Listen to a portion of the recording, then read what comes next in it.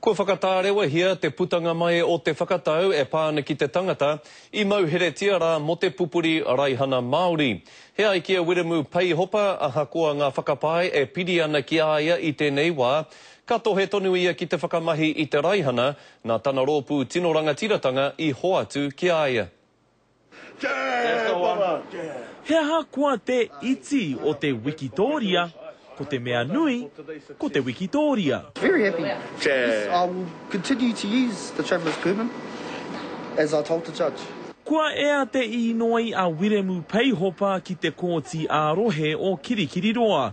Kia whakahōtaitai tia ngā whakawā I aia, he kiko kore no ngā whakapai a ngā pirihimana. Do you hold a current New Zealand driver's licence as well? Yes, I do. But I do not wish to use it.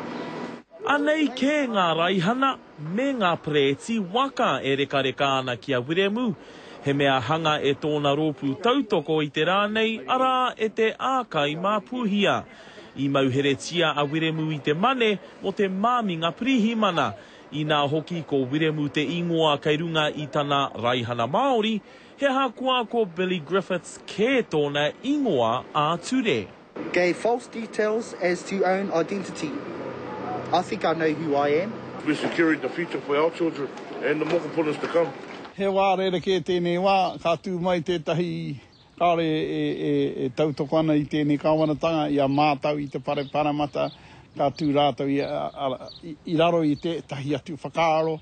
Kua tukuna a wiremu peihopa I raro I te utu here, ka whakawāngia rāno tia ia a te rua te kaumārima o Pēpuere, ki Ngī Kiriona, te karere.